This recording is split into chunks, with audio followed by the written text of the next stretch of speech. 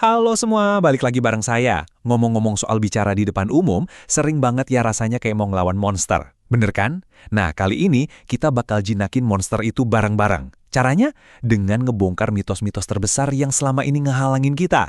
Oke, kita mulai dari angka yang wow, cukup mengejutkan.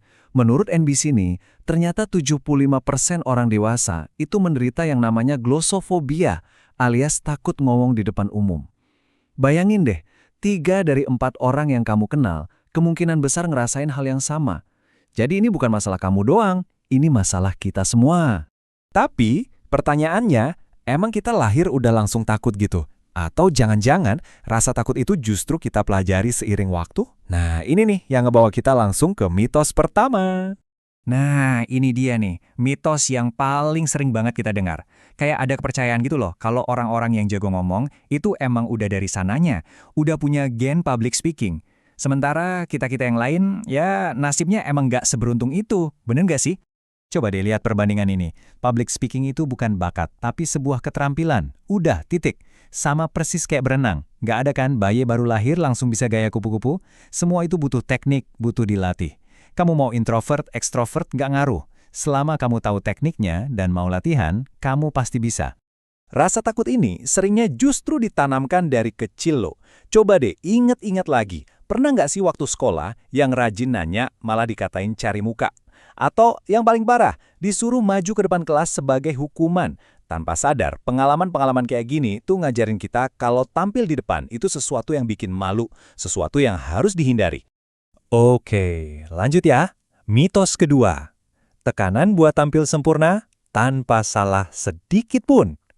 Wah, ini tuh beban yang berat banget dan jujur aja, gak realistis sama sekali.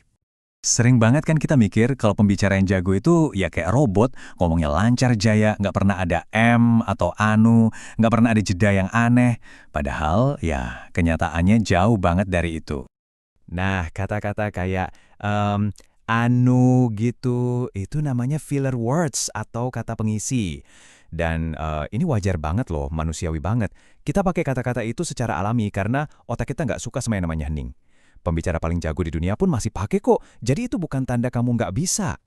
Jadi ingat ya, poin utamanya itu ini, tujuan kita ngomong di depan umum itu bukan buat jadi sempurna tanpa cacat. Bukan.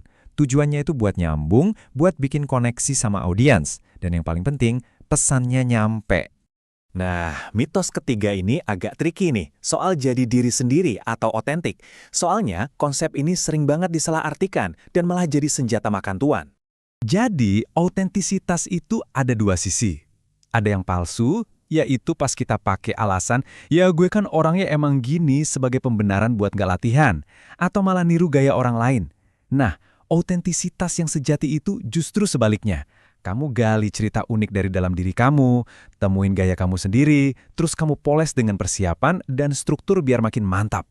Justru sebaliknya, persiapan itu nggak akan nutupin siapa diri kamu. Malah, persiapan bikin diri kamu yang asli itu makin kelihatan, makin bersinar. Dengan kamu menguasai materinya, ceritanya disusun rapi, bahkan sampai mengherhatiin penampilan, kamu itu lagi ngasih versi terbaik dari dirimu yang otentik. Oke, sekarang kita masuk ke rahasianya. Sebuah konsep inti yang bakal mengubah cara pandang kalian selamanya soal komunikasi. Konsep ini namanya showtime. Showtime itu sebuah mindset. Anggap aja setiap kali kamu ngomong, itu panggung kamu. Rapat mingguan di kantor, itu panggung kamu. Presentasi ke klien, panggung kamu. Ini bakal ngubah yang tadinya beban, jadi sebuah kesempatan emas. Nah, setiap pertunjukan kan butuh cerita yang keren. Resepnya gampang kok, cuma ada 3 bahan utama. Pertama, kasih latar belakangnya, konteksnya apa. Kedua, tentuin karakternya, siapa pahlawannya, siapa lawannya. Dan ketiga, ini yang paling penting, tunjukin perjuangannya, tunjukin gimana tantangan itu bisa diatasi. Dan ingat, pertunjukan itu bukan cuma soal kata-kata loh. Gunakan gerakan tangan, pakai energi kamu. Bahkan ada yang namanya smiling voice atau suara tersenyum.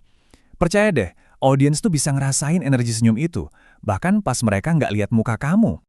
Oke, ini bagian terakhir. Mindset yang paling kuat buat ngalahin rasa takut kamu. Selamanya. Ini dia mentalitas pamungkasnya. Coba deh bayangin mentalitasnya Kobe Bryant, yang selalu nganggap setiap pertandingan itu pertandingan terakhirnya. Kita harus punya mindset yang sama.